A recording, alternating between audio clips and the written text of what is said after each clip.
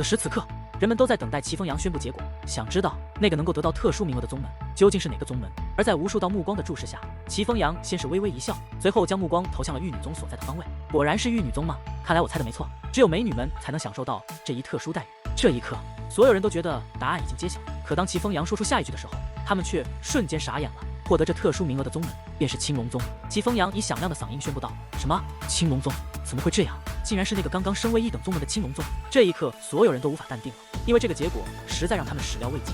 就连凌云宗的人也是一阵慌乱。宗主，这……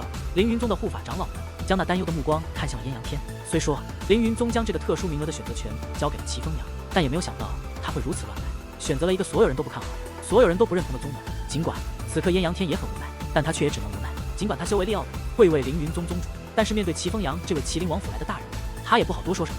至少在这种场合，他不能扫了齐风阳的面子，所以他只能悄悄地对自己的手下们摆摆手，示意他们不要乱说话。这简直太不合乎常理了！这样特殊的名额，怎么可以给青龙宗？他们何德何能？为什么会这样？难道说这齐风阳真的与青龙宗有什么特殊的关系？若是这样，那他不是假公济私吗？这简直太不公平了！这一下，人海之中一片喧闹，一些人甚至公然抗议，因为齐风阳选择了一个他们所有人都不认同、所有人都看不起的宗门。可以说，齐风阳的这个选择不足以服众，哪怕他身份地位再显赫，也同样会引起人们的不满。可就在这时，齐风阳突然出手，对着天空便是一拳轰出，顿时如同雷鸣一般炸响，强大的冲力使得天空与大地一同摇晃，下方的各方宗门都被这一拳牵连了进去。一拳过后，那本喧闹无比的人海顿时安静了下来，而齐风阳则是以那凌厉的目光扫视众人，冷冷的道：“你们这是什么意思？这是不服我齐风阳的选择吗？”齐风阳的声音异常响亮，而他此话一出，那本就安静的人海顿时变得更加安静了。哪怕他们心中不服，但此时此刻却根本没有人再敢出来说不服二字。齐风阳大人慧眼识珠，相信他选择的宗门定然会带给我们一个意想不到的惊喜。就在这时，燕阳天站了出来，一边说话还一边鼓掌。而在此之后，高台之上的凌云宗长老也是陆续鼓掌，紧随其后下方的宗门也传来掌声，且掌声越来越烈，最终响彻整座凌云宗。尽管人们不服，但眼下却也只能无奈地认同这一结果。至此，李长青与楚风这位无数人眼中的奇葩，便得到了此次百宗大会最好的待遇，不但可以免参这期间的各种比试，还得到了2座非常豪华的宫殿，供李长青和楚风2人居住。总之，2人得到了最优越的服务。不过最奇葩的还要数齐风阳，本来就被人怀疑假公济私的他，竟然不顾他人看法，而是不断地往楚风所在的住处跑，与楚风下棋闲聊，直到有一日麒麟王府有要事，他才告辞离开。而齐风阳这样的举动，则是让所有人认清了一个事实：齐风阳与楚风是兄弟的消息哪里是谣传，这明显是真的。对于这件事，很多人都感到难以置信，但是也有一些心思细腻的人开始琢磨，楚风是否真的有过人之处，如同传闻那样拥有超强战力，能够跨越多重境界以强胜弱，是难得一见的修武天才。但不管怎样，至少在这凌云宗内，没有人再敢向楚风投来鄙视的目光，不因别的，只因楚风身后有一个齐风阳。凭借这一点，便少有人敢再招惹楚风。眨眼间，百宗大会正式开始。楚风虽没有去看各宗门之间的较量，但却听到了一个轰动性的消息，那就是凌云宗此次派出参加百宗大会的阵容，很是颠覆。莫说宗主燕阳天没有参加，就连长老也没有参加。无论是宗主之间的较量，还是弟子之间的较量，他们都清一色地派出弟子参加。而那早就扬名青州的凌云宗第一弟子独孤傲云，便是代表凌云宗参加宗主较量的弟子。对于凌云宗这一举动，几乎各个宗门都很不满，因为独孤傲云再厉害，但毕竟是小辈，毕竟是个弟子，让独孤傲云与他们这些宗主级的人物较量，等于辱没了他们的身份。但是碍于凌云宗的实力，碍于这百宗大会本就是凌云宗举办的，所以很多人都是敢怒不敢言，最终默默地接受了这一事实。楚风师弟，原来你在这里啊！我找你找得好苦哟。这一日，楚风本潇洒地在湖边晒太阳睡午觉，可突然一道温柔而甜美的声音响起，将楚风从梦中唤醒。抬头观望，楚风那好奇的面容顿时变得冰冷起来，因为那来者楚风认识，乃是当日暗中指使颜如玉如何利用南宫晓教训自己的白皙。楚风师弟，你不会还对当日之事记恨于我吧？见楚风脸色冰冷，那白皙却也没有退缩，而是扭动着水蛇腰，左摇右摆地走到楚风身前，妩媚一笑，甜甜地问道：“别叫得那么肉麻，有什么事不妨直说。”楚风冷冷地瞥了白皙一眼，对于这个女子，楚风可以说是厌恶得很。楚风师弟，我来找你的确有事，但却不是我找你，而是严师姐她请你一叙。白皙笑道：“你回去告诉颜如玉，本小爷对她没兴趣。”楚风一个鲤鱼打挺，站起身来，便准备离去。楚风师弟，我知道你是因为当日颜师姐不肯见你而生气，但是我向你保证，颜师姐她绝非你想的那种女子。见状，白皙探出玉手，一把抓住了楚风的手掌。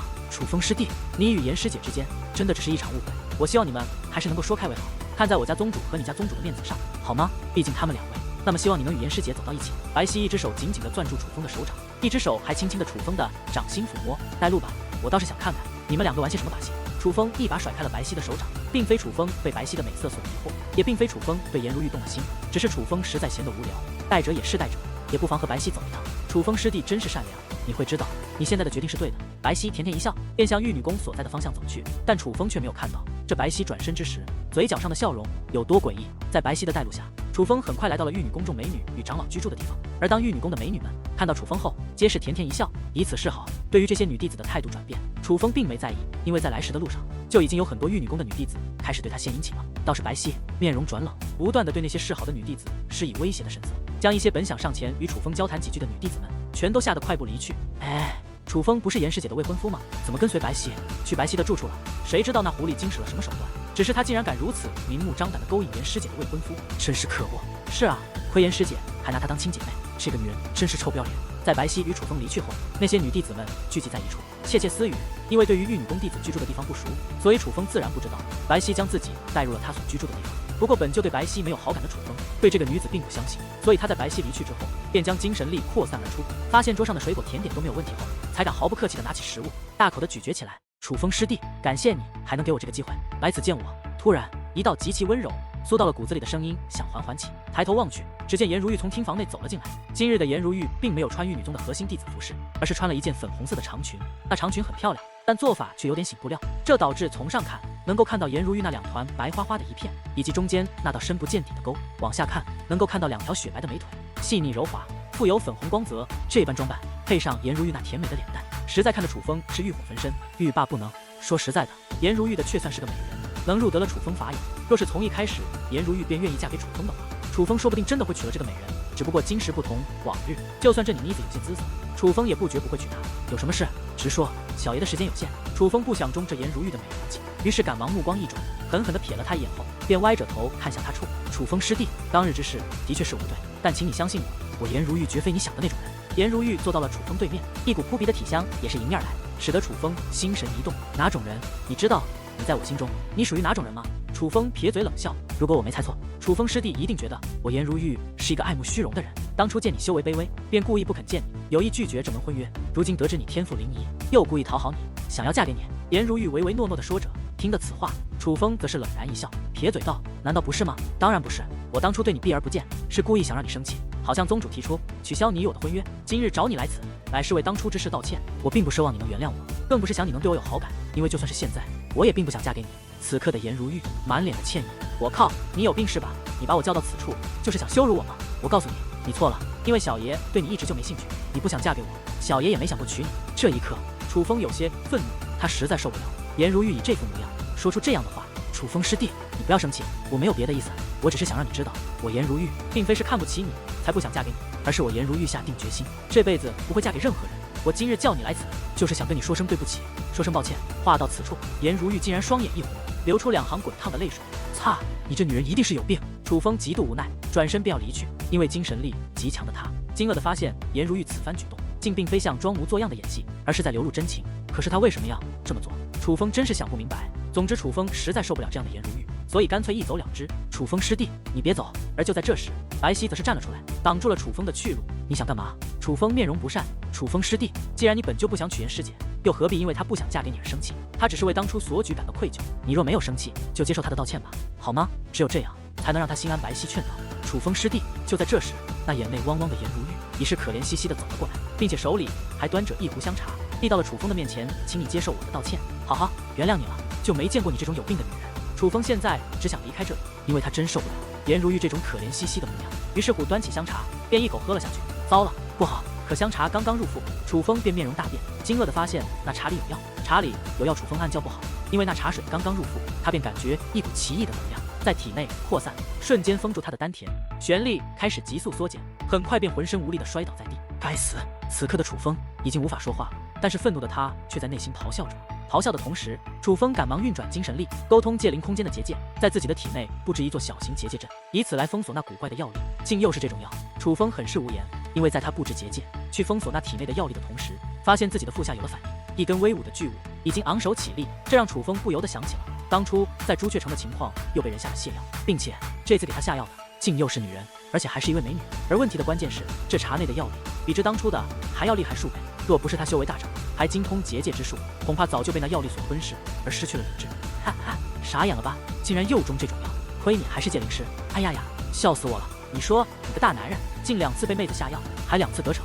算了，楚风别抵抗了，顺从了他吧。这可是2个大美女啊！在楚风奋力封锁药力的同时，蛋蛋则是幸灾乐祸，笑得前俯后仰，捧腹捶的。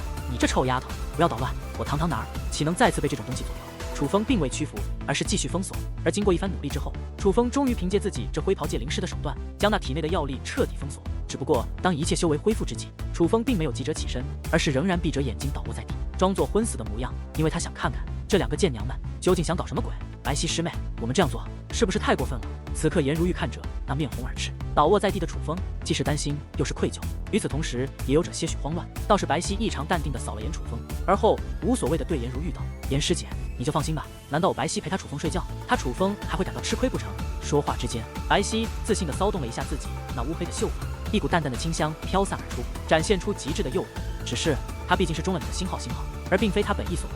我们这样，颜如玉还是有些担心。好啦，我的好师姐，你就别瞻前顾后的了。你不是不能与男子做那个的吗？你不能做，我可以做呀。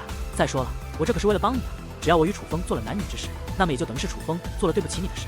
宗主知道一定会取消你们2个的婚约，反过来成全我和楚风。而刚好师妹我也一直想要找一个靠得住、有潜力的男人。这楚风虽然年龄还小，但我所需要的他都具备。这不仅是帮了你，也是成全了师妹我呀。白皙说话间，便将颜如玉向屋外推去，而颜如玉则是满面愧疚地看着楚风，不知该不该就这样子。而将一切听入耳中的楚风，此刻早已是暴跳如雷。搞了半天，他真的是被这2个贱人给阴了。若不是他如今手段过硬，将那药力封锁，今天尸身是小，声誉也将毁于一旦，恐怕还要被逼娶了白皙那个阴险的贱人。这样的被人阴了，实在让楚风愤怒不已。这个亏他不能白吃，一定要向着2个贱人加倍讨回。想到此处，楚风蹭的一下站起身来，指着那推推嚷嚷的颜如玉和白皙道：“好你们2个贱人，小爷我相信你们，你们却这么阴我，今日我非叫你们付出代价不可。”楚风你，而见楚风竟然醒来，颜如玉和白皙都被吓了一大跳。楚风有什么事冲我来？这不关白皙的事，还是颜如玉先反应过来。他先是对白皙使了一个眼色，便赶忙挡在了楚风的身前。而那白皙则是娇躯一纵，想要向公厕殿外跑去，不知是想要逃之夭夭，还是想要去搬救兵。哼，不用假惺惺的，今日你们2个都别想跑。然而只见楚风大袖一挥，一层磅礴的结界便将这宫殿封锁，任凭白皙如何轰击都无法撼动分毫。无奈之下，他只好大声呼喊。然而外面的人却什么都听不到。喊吧，尽情的喊吧，喊破了喉咙也不会有人来救你。楚风鄙视的扫了一眼白皙，便一把拦住了颜如玉的柳腰，臂膀用力，便将这位美人抗在了肩头之上，身形一纵，跃入卧房，将颜如玉狠狠地丢在了大床之上。楚风，你要干嘛？此刻颜如玉本想起身逃跑，奈何楚风身上散发的威压却异常强大，将他彻底压制，只能在床上翻滚，却连起身都做不到。干嘛？你说我干嘛？你我无冤无仇，你为何如此阴我？你守身如玉就守身如玉，不想结婚就不想结婚，干嘛非要一而再再而三的和我过不去？我楚风有逼过你什么？我告诉你，今日都是你逼我的。你不是要守住贞洁之身吗？我楚风今日就非破了你的贞洁之身。你不能做男女之事，我就非和你做男女之事。楚风怒火攻心，双眼血红，一个饿狼扑食，便压在了颜如玉的身上。楚风，你放开我！我求你，我不能与男人做那种事，我真的不能！求求你放过我！颜如玉拼命挣扎，哭得满脸泪花。你越不想给，我就偏要，这是你因我所付出的代价。然而这样的他，却只能增添楚风的兽性。楚风拽住裙摆，用力一扯，只听刺啦一声，便将颜如玉的粉色长裙撕成2半。此时此刻，颜如玉那雪白而妖娆的娇躯已全部展现在楚风的眼底。楚风，你干什么？不要碰颜师姐，你想要的话冲我来。这一刻，白皙跑了进来，见楚风竟然对颜如玉施暴，白皙面容大变，紧随其后，她竟然主动退掉自己的长裙，露出那诱人的曲线，向楚风扑了过来。滚开！然而只见楚风大臂一挥，一股冲力便将那白皙撞到了墙角之上，且对其吼道：“就你这种货色，想做我的女人，你还不配！”话罢，楚风便扑向了身下的美女颜如玉。房间内，颜如玉躺在床上一动不动，那粉碎的粉色长裙遮盖着她最性感的禁区。不过裙摆外露出的每一寸雪白肌肤都是如此的诱人。尽管这具娇躯早已被汗水淋湿，被某人的嘴唇吞噬，但那完美的曲线配上点点莲叶，却显得更加性感迷人。只不过此刻的颜如玉却如死鱼一般，躺在那里一动不动，只能在喘息之时看到胸前的轻微起伏。她眼挂泪水，面如死灰，仿佛人生最重要的东西已被人夺走，陷入了前所未有的低沉，就犹如她的生命已经到了尽头。至于白皙，虽然同样赤裸身躯，但却昏睡在墙角处，因为楚风没有碰她。因为楚风之前乃是被怒火所控，就是要和他们2个唱反调。白皙想和楚风睡觉，楚风就偏不给他；颜如玉不想做男女之事，楚风就偏要和他做。这就是楚风让他们因自己所付出的代价。楚风正在穿着自己的衣物，额头上挂着些许汗水，脸上挂着满足的笑容。虽说是因为愤怒，是因为报复，他才把颜如玉这位大美女按倒在身下。但他不得不承认，颜如玉是个尤物，那完美的身躯不输于苏柔，带给了楚风一次美妙的经历。尤其是床上那片淡淡的血迹，告诉楚风，这颜如玉并非矫情做作，她真的是守身如玉，至少她真的还是个处女。突然，颜如玉身体一颤，随后缩成一团，双手紧握成拳，脸露痛苦之色，仿佛在承受着某种煎熬。喂，你怎么了？楚风眉头紧皱，以精神力感应，他发现颜如玉的身体正在发生变化，一股奇异的能量正在她的体内涌动、扩散，吞噬着她的每一寸肌肤。就在这时，颜如玉猛然一声尖叫，一层层蓝色的气焰竟自其体内溢出，缠绕着颜如玉旋转的同时，颜如玉的身体竟然被缓缓带起，漂浮在半空之中。这股气息好诡异，她的体内也有着什么不成？楚风吃惊不已，目瞪口呆地看着眼前的一切，因为他惊愕地发现，此时此刻，颜如玉的气息竟然在急速增强，并非她的修为增强，而是她的战力在增强，只是眨眼间已经增强到了一种极其可怕的地步。不过这还不算什么，最让楚风惊奇的是，颜如玉的身体竟然发生这变化，在她那本洁白如雪的肌肤上，正浮现出一层层蓝色的物体，那物体亮晶晶的，如同小巧的铠甲。但是见多识广的楚风一眼便看出，那可不是什么铠甲，而是鱼鳞，在颜如玉的身体上竟然正在滋长着蓝色的鱼鳞，并且正如铠甲一般包裹着她的身体。楚风，如果我不死，一定要你命！突然，颜如玉将脸转了过来，而这一刻，楚风能够看见颜如玉那本如星河般的美眸，此刻竟然化作了2道红光，异常狰狞。这已经不是人类的眼睛，更像是魔鬼。话罢，颜如玉一把抓走白皙的衣裙套在身上，随后便化作一道流光窜了出去。只听轰的一声，她的气息已是逃出了楚风的感应范围。这是怎么回事？她的力量竟然增强到了这一步。楚风从房间追赶出来，发现她在宫殿布置的结界已被轰成粉碎。这一刻，楚风虽然很是惊愕，但他也没有犹豫，而是身形一纵，将御空术施展而出，向颜如玉逃脱的方向追赶而去。起初，楚风凭借着御空术的强大，还能够追赶上颜如玉的步伐。可是不知为何，颜如玉的速度越来越快。待得2人离开凌云宗，进入一片森林之后，楚风彻底被颜如玉甩开了，已经看不见了颜如玉的踪影。怎么可能？他明明还只是玄武5重的气息，怎么可能在速度上完全凌驾于我？此刻，楚风悬浮在天际，看着颜如玉消失的方向，目光中满是惊骇之色。楚风，这次看来你是结下了一个大敌。突然，沉默已久的淡淡说话了：“淡淡，你这是何意？难道说那颜如玉也是特殊体质？她也是天赐神体？”楚风恍然大悟，颜如玉刚刚的变化已经超出常理，能够与她的战力媲美，甚至堪比当日的紫衣少女。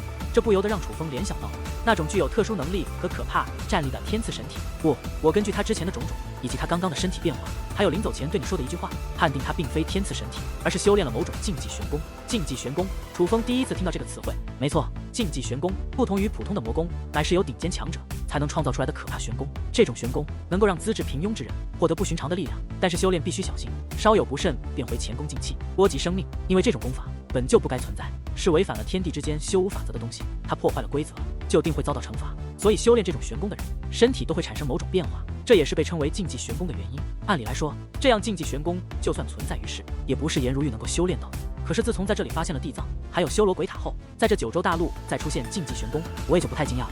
九州大陆现在虽然是废物的集结地，但是当年肯定出现过很多厉害的人物，还少来过厉害的人物。这里如今还残留着那些大人物们遗留的宝藏，有大机缘者就能寻的。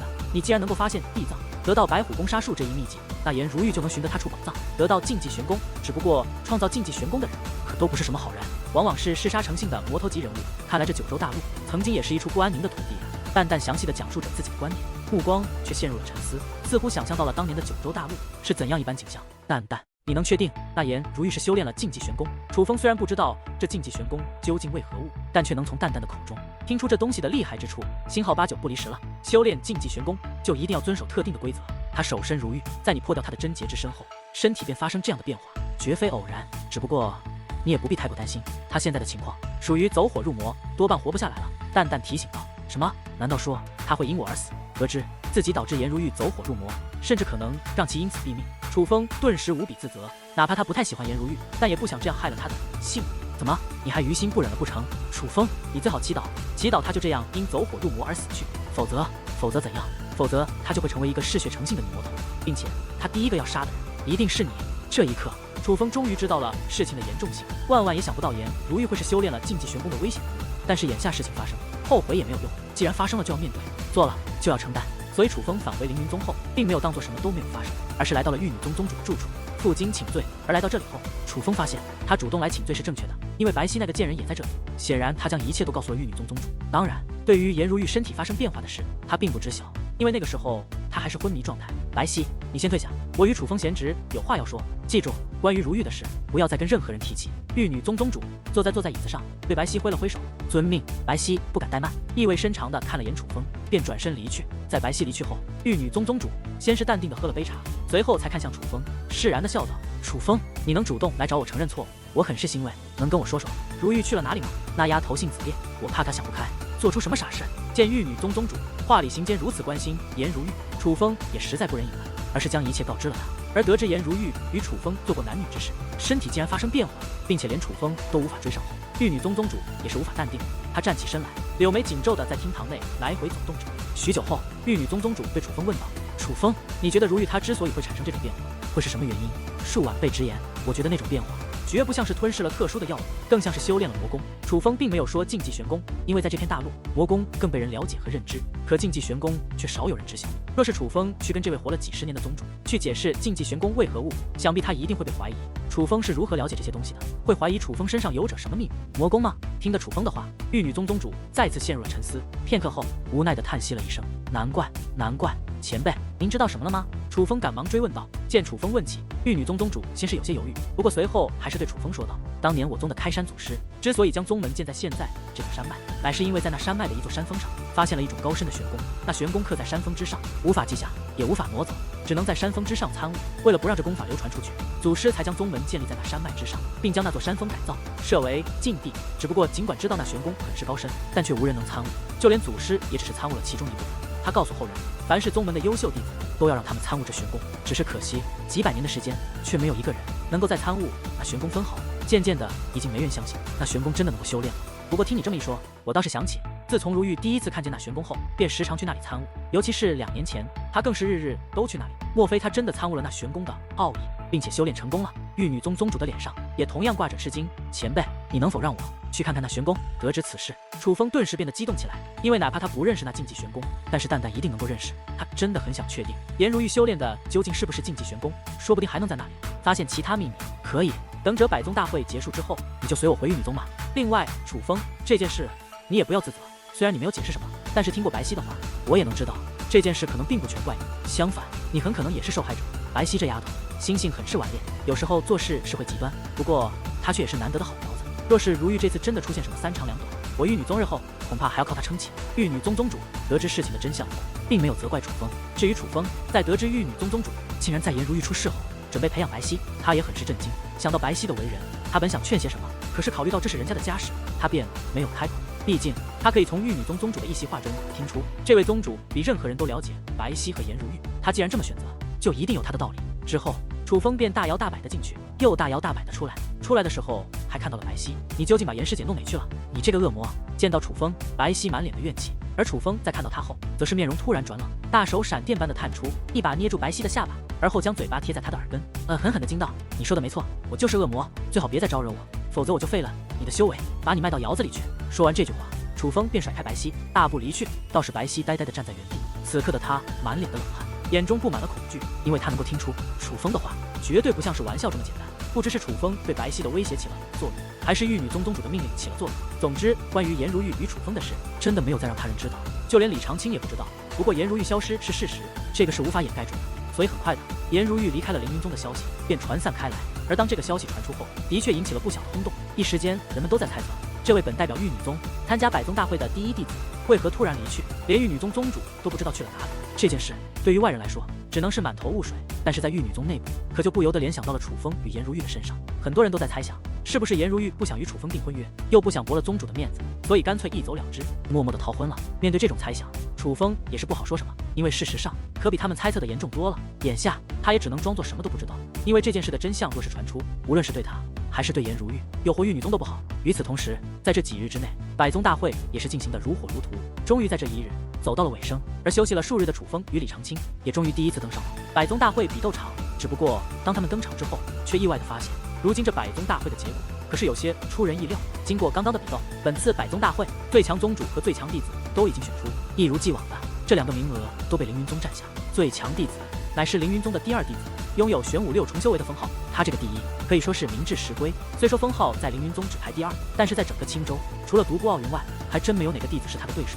可是相比于最强弟子的得主，这最强宗主的得主可就有些让人意外了。要知道，此次最强宗主的争夺，凌云宗的宗主根本没有参加，就连长老也没有参加，参加的是凌云宗的第一弟子独孤傲云。而看着此刻站在最强宗主比斗台的独孤傲云，楚风和李长青便已知道，独孤傲云竟然真的以小辈的身份击败了各方宗门的宗主，成为了今年的最强宗主。这不仅证明了他的实力，更是证明了凌云宗的强大，强大到根本无需宗主和长老级别的人物出马，只凭一位弟子就能够横扫各个宗门。快看，那不是青龙宗的2位废材吗？他们还真敢出来！我以为消失这么多天，早就逃之夭夭了呢。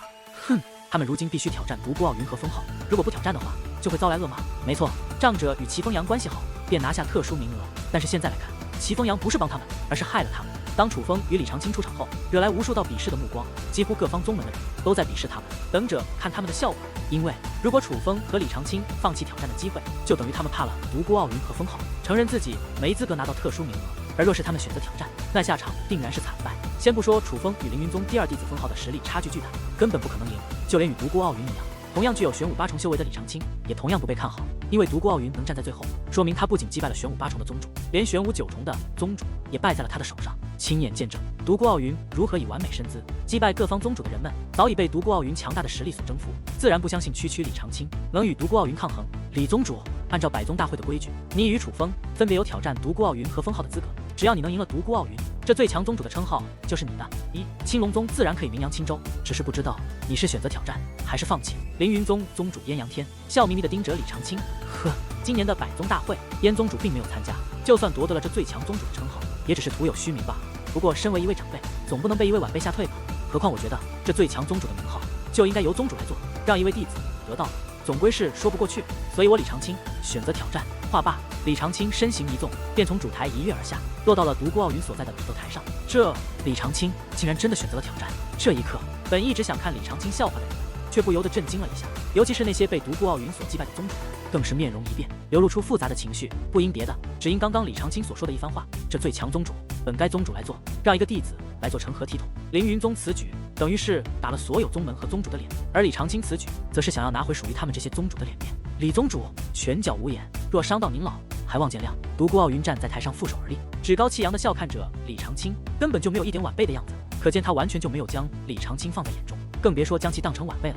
拳脚的确无眼，若是老夫伤到了你，可别埋怨。李长青先是淡然一笑，随后面容突然转冷，脚下道道狂风涌动，随后整个人便化作了一道流光飞奔而去，速度之快，根本无法捕捉他的本体，只能看到他身后那道道残影。这是一种高深的6段身法武技，虽然青龙宗弟子还没有修炼，但是看管这些武技的李长青早就深深的掌握，并且修炼到了如何纯情的地步。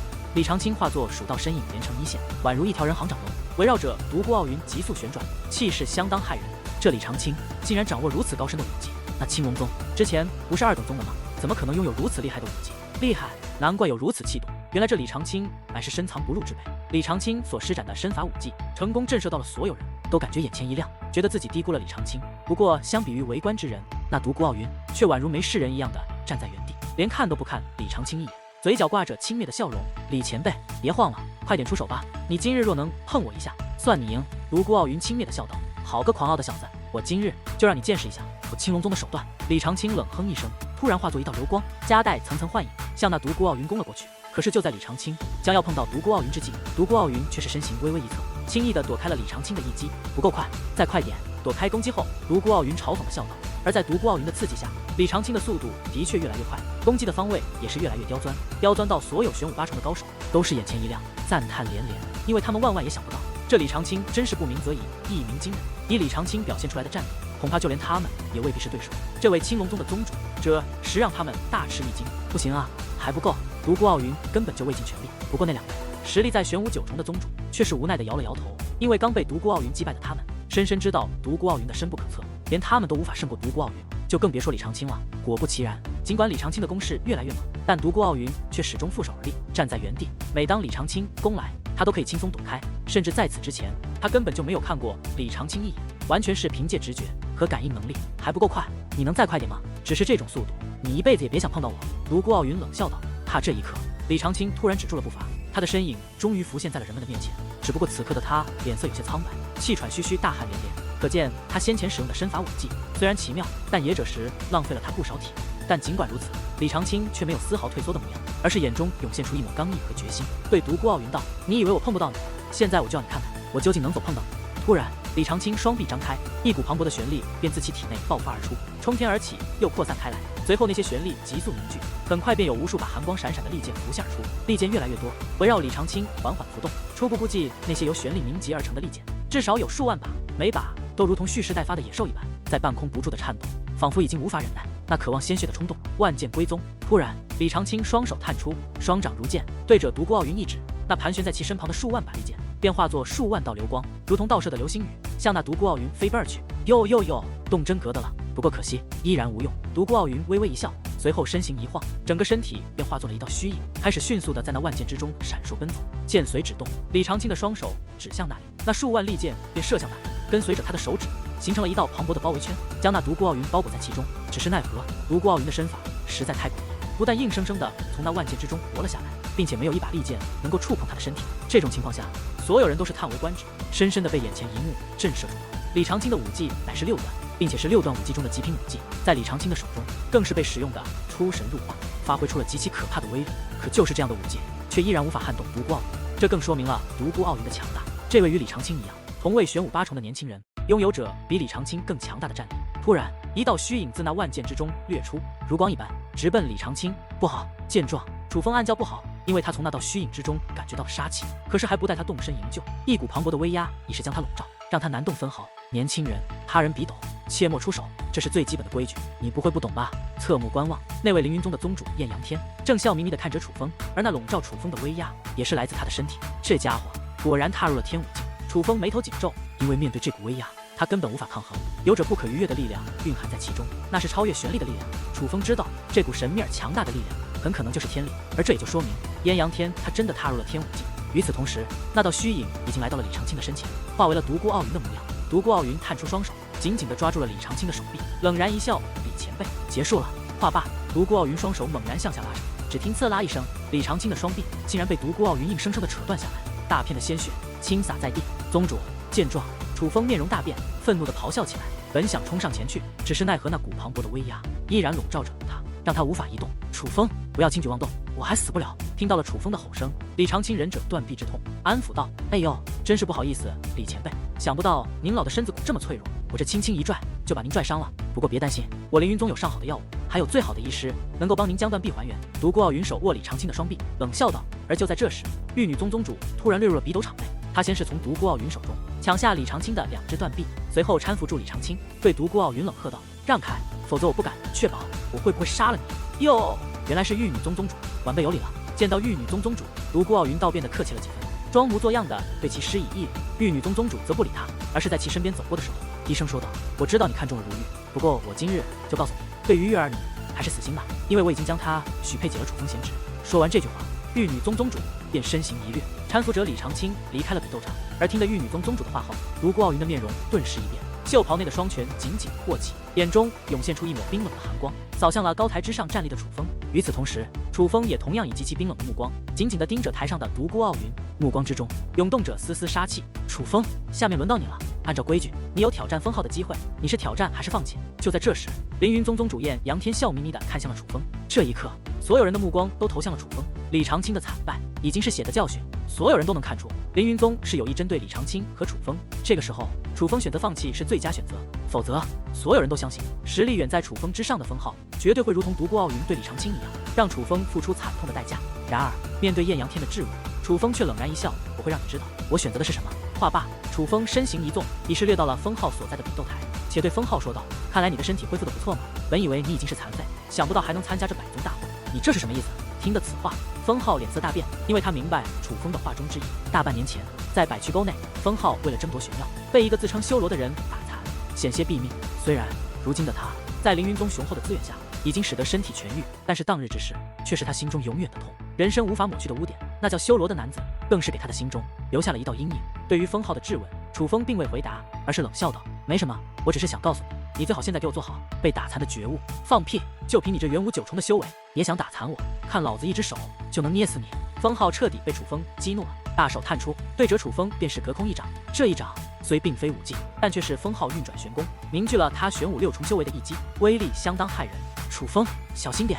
这封浩不比公路云，乃是一位真正的天才，你只凭自己的修为对付他，千万不可大意。这一刻，淡淡凝重地提醒道：“哼，当初借你的力量，我可以打得他像条狗，如今的我依旧可以。”楚风冷哼一声，面对封浩的这一掌，他并未闪躲，而是反手一拳轰出，以原力抗玄力，向封浩反扑而去。这楚风疯了吗？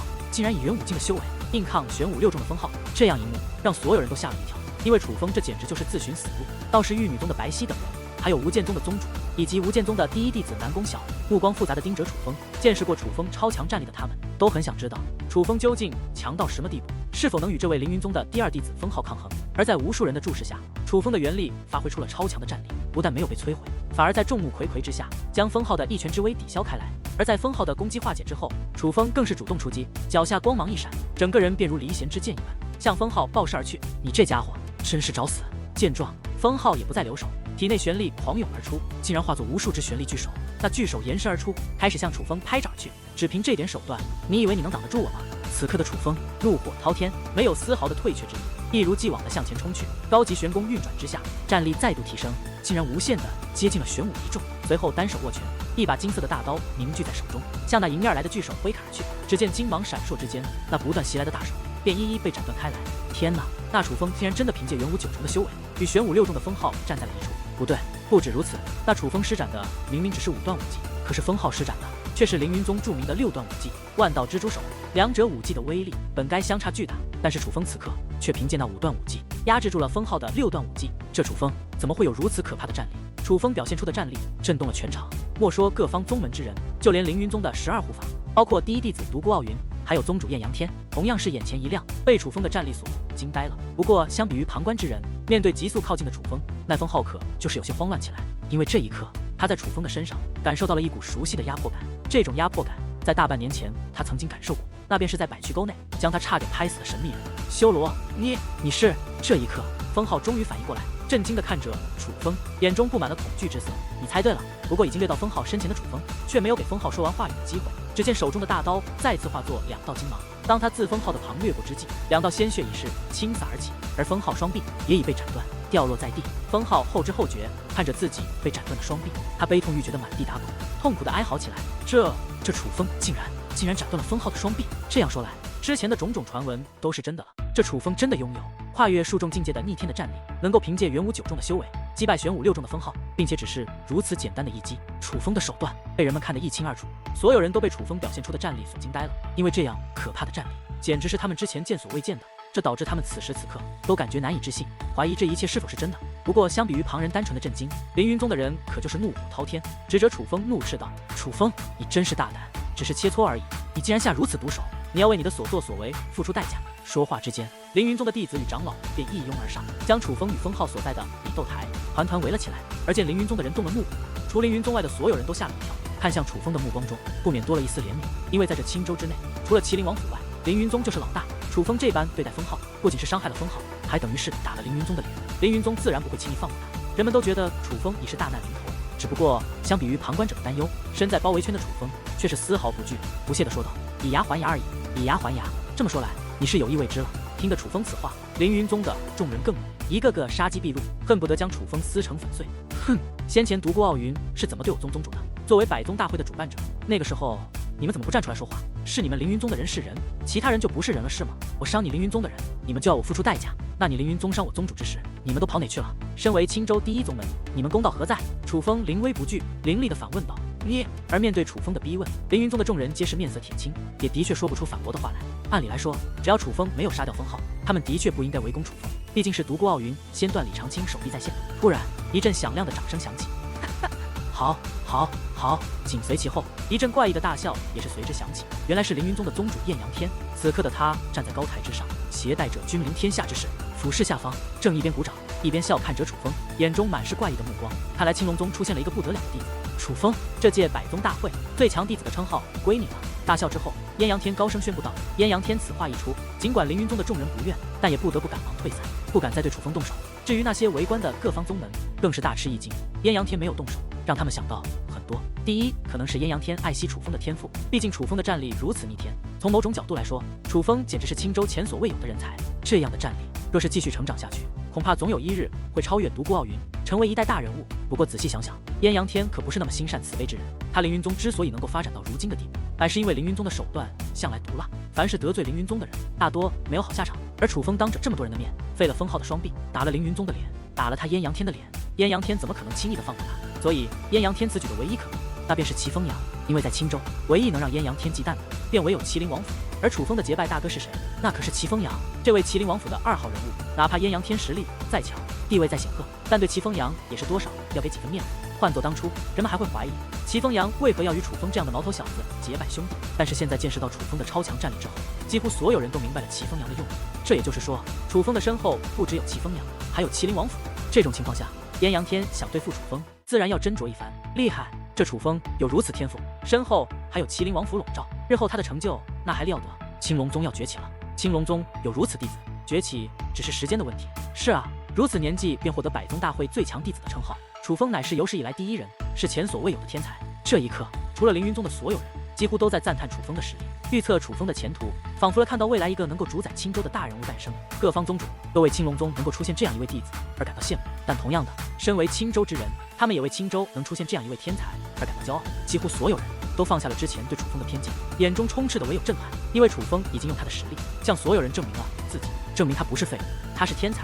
不，这最强弟子的称号虚有其名，我楚风并不想要。可就在这时，楚风却是满脸嫌弃的开口了：“什么？楚风竟然不要最强弟子的称号？”而他此话一出，更是仿佛一道惊雷响起在人们耳边炸响，让在场的所有人都是大吃一惊。这无数弟子梦寐以求的最强弟子称号，楚风竟然不要，他究竟是卖什么关子？楚风，你这是什么意思？燕阳天眉头微微皱起，开口问道：“既然名为最强弟子，当然就是整个青州各方宗门的最强弟子。可是那独孤傲云，身为你凌云宗的第一弟子，却根本没有与我交手。我这最强弟子的称号实在太虚，不要也罢。”楚风看向了此刻站在燕阳天身旁的独孤傲云，哈哈，楚风，你这是要向我挑战吗？独孤傲云哈哈大笑，笑声之中充满了藐视与嘲讽。我楚风就是要挑战你独孤傲云，你可敢下来与我一战？楚风目光如炬，指着高台之上的独孤傲云，高声喝道：“天哪，这楚风疯了不成？竟然挑战独孤傲云！”而楚风此话一出，几乎在场的所有人都是面容大变，深深的吃了一惊。独孤傲云是何等实力？那可是击败了青州各宗宗主，获得最强宗主称号的人物。就算楚风天赋再强，可如今毕竟修为还停留在元武境，他挑战独孤傲云未免太过疯狂了一些。因为独孤傲云可不比封号，那可是青州公认的第一天才，连各方宗主都不是他的对手，几乎玄武境内无敌的存在。甚至有些人怀疑，如今的独孤傲云是除了凌云宗宗主、麒麟王府府主外，青州最强的人。这样的人，连各方宗主都深深忌惮。楚风竟然要挑战，自然让人吃惊不已，难以接受。哈哈，真是大言不惭！难道我独孤傲云会怕了你不成？独孤傲云冷然一笑，随后身形一晃，便化作一道虚影，射入了楚风所在的比斗台，站在了楚风的面前。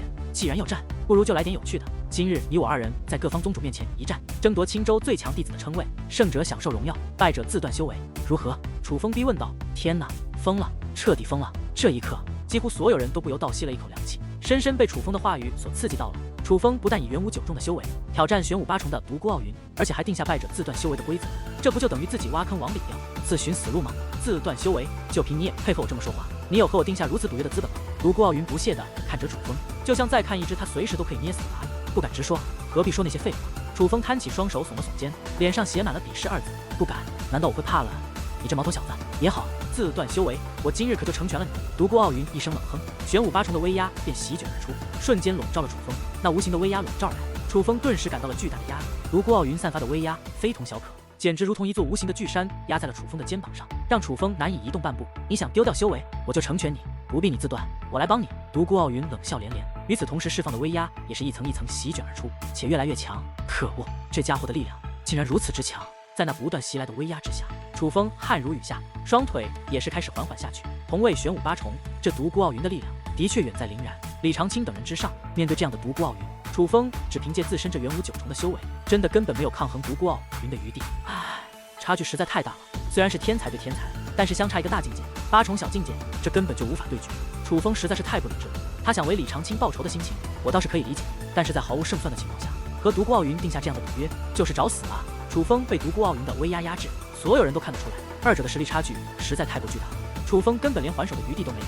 这场比斗如众人所想的一样，还没交手就胜负已分，结束了。现在就废掉你的修为！独孤傲云胜券在握，目光中涌现出一抹杀机，随后比先前磅礴数倍的威压自体内狂涌而出，如同无形的巨浪向楚风拍压去。这股威压实在太强，若是击中楚风，恐怕能够将楚风硬生生的拍成血水。这独孤傲云哪里是要废掉楚风的修为，他简直就是要下杀手，夺走楚风的性命。这一刻，许多人都在心中暗自叹息，唯楚风这位难得的天才感到惋惜，觉得他不该意气用事，在这般修为下挑战独孤傲云，断送了自己的大好前程和性命。可就在所有人都觉得楚风已是必死无疑之际，楚风的体内却突然爆发出一股更为强悍的气息，那气息冲天起，席卷天际，仿佛无可匹敌，竟将独孤傲云的威压寸寸瓦解，横扫散去。而这一刻，几乎所有人的面容都是不由大变，看向楚风的目光中充满了震惊之色，因为此刻楚风散发出的已不再是元力，而是玄力。楚风踏入了玄武境，并且还具备着玄武三重的修为。怎么回事？楚风的修为怎么突然从元武九重提升到了玄武三重？我懂了，难怪楚风敢这般挑战独孤傲云，他一定是一开始就隐藏了实力。元武九重不过是他的障眼法，这玄武三重才是他的真正实力。面对气息突然变化的楚风，不明真相的人还以为是楚风隐藏了实力。只要想到楚风年仅16岁就具备玄武三重的修为，再加上他那逆天的战力，很多人都震惊得难以自理。但看来这次又要借着你的力量对付大敌了。此刻的楚风站在比斗台上，层层玄力盘旋在其身旁，将其衣衫吹得烈烈作响，整个人的气势比先前强大了无数倍。而这便是玄武与元武之间的差距。楚风不要大意，那独孤傲云不简单，哪怕我将我的力量借给你，也未必就胜券在握。淡淡凝重地提醒道：“放心吧，我懂。凌云宗的天才很多，大多都有很强的手段。就拿刚刚的封号来说，若不是他想起了当初我曾一招将他险些杀死，让他心生恐惧，丧失战意，恐怕我也无法只凭借御空术和百变功便将他击败。至于这独孤傲云，无论是心性还是战力，又或者是手段，全部都在那封号之上。这是一个大敌，我不会掉以轻心。但是无论如何，今日我都要将他击败，否则无法洗刷我青龙宗的耻辱。”楚风洞察力极强，自从独孤傲云轻易击败李长青的时候，他就已经知道这独孤傲云是一个难缠的角色。至于难缠程度，恐怕是除了那位紫衣少女外，楚风在同辈中人遇到最难缠的，因为他还不知道这独孤傲云究竟具备怎样不为人知的手段，拥有怎样的保命王牌。原来是隐藏了修为吗？难怪你敢这般与我叫嚣，不过只是玄武三重而已，这种修为你觉得你能胜过我，未免太过自负了吧？独孤傲云面容平淡，相比于其他人，他并没有因为楚风的修为大涨而有所震惊，反而眼中的战意更浓。究竟是谁自负？马上便见分晓。楚风身形一纵，便化作一道流光，瞬间掠到了独孤傲云的身前。与此同时，楚风的双手握着2把金色大刀，已对着独孤傲云的双臂挥砍而下。真是该死，竟被你这么个毛头小子小看，看来必须让你见识一下我独孤傲云的手段了。独孤傲云冷哼一声，不闪不躲，对着楚风反手一拳。这一拳威力极强，速度极快，连一座山峰都能被他洞穿。不过只见楚风的脚下光芒一闪，速度提升数倍，整个人瞬间消失不见，不但躲开了独孤傲云的攻击，反而掠到了独孤傲云的身后。与此同时，手中的大刀化作2道金芒，已然落下，向独孤傲云的后背斩去。身法武技不只是你有。独孤傲云身体突然化作一道虚影，竟反掠到楚风的身后。且当其再次以本体出现之时，手中握着一杆蓝光闪闪的长枪，向楚风刺杀而来。